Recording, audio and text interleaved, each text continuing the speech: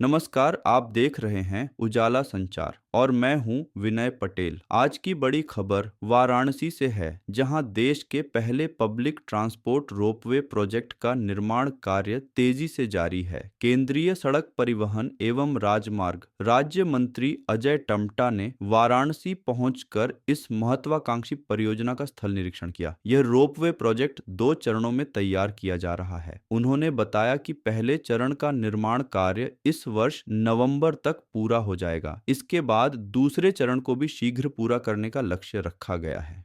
इस परियोजना के पूर्ण होने से काशी के स्थानीय नागरिकों के साथ साथ देश विदेश से आने वाले लाखों पर्यटकों को भी काफी लाभ होगा।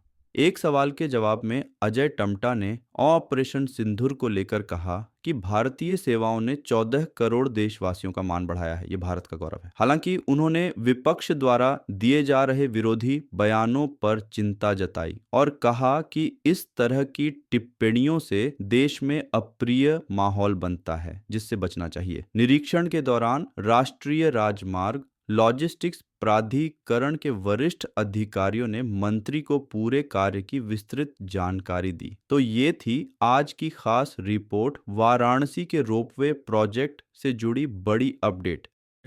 आप लोग लगा रहे हैं, इतना मील का पत्थर पर्यटकों के लिए साबित होगा। ये अपने आप में बहुत ही गर्व का और पूरे भारत के लिए एक अपने आप में एक मैं समझता हूँ अद्भुत प्रयास माननीय प्रधानमंत्री जी का, और जो कि काशी, जो कि वाराणसी के अंदर टूरिज़्म के साथ साथ तीर्थयात्रियों को एक बहुत बड़ा सुविधा देने का काम करेगा।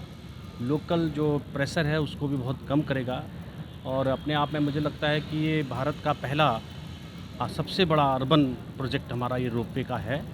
लगभग 800 करोड़ रुपया इसकी लागत है, और प्रधानमंत्री जी के विजन के अनुसार जिस प्रकार से भारत में रोपवे में एक नई क्रांति इस देश के अंदर आ रही है, मैं अपने सभी साथियों को, सभी इंजीनियर्स को, जितने भी यहाँ पर हमारे श्रमिक हैं, जिन लोगों ने काम किया है, और मैं अपने NHML जो हमारा डिपार्टमेंट देखता है NH का, उनके बॉस को, हमारे गौर साहब, उनके सहयोगी, हमारी बहन यहाँ काम कर रही है, उन सबको बहुत बधाई देता हूँ। लगभग 83% प्रोजेक्ट हमारा लगभग पूरा हुआ है, और ये कैंट रेलवे स्टेशन से ये सेकंड पॉइंट जो हम जहाँ पर खड़े हैं, ये विद्यापीठ है। ये अपने आप में एक बहुत ऐतिहासिक और सांस्कृतिक क्षेत्र रहा है, और यहाँ से हम नेक्स्ट स्टेशन हमारा रथ यात्रा है, वहाँ जाएंगे। इस प्रोजेक्ट को हम लगभग सितंबर तक पूरा करने का प्रयास हमारे अधिकारी कर्मचारी सब मिलके इंजीनियर्स कर रहे हैं।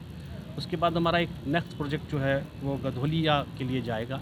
ये लगभग 3.85 किलोमीटर का ये रोपवे है। ये भारत का ऐतिहासिक अचीव हम सब लोगों ने प्राप्त किया, और आने वाले समय के अंदर इस प्रकार से जो माननीय प्रधानमंत्री जी के नेतृत्व में क्रांति आई है, जैसे रोड्स में क्रांति आई है, हमारे एक्सप्रेसवे में आई है, ग्रीन हाईवेज़ में आई हैं, ऐसी हमारे टनल्स में आई है, तो ये कि रोपवे प्रोजेक्ट अपने आप में एक इतिहास बनाने वाला है।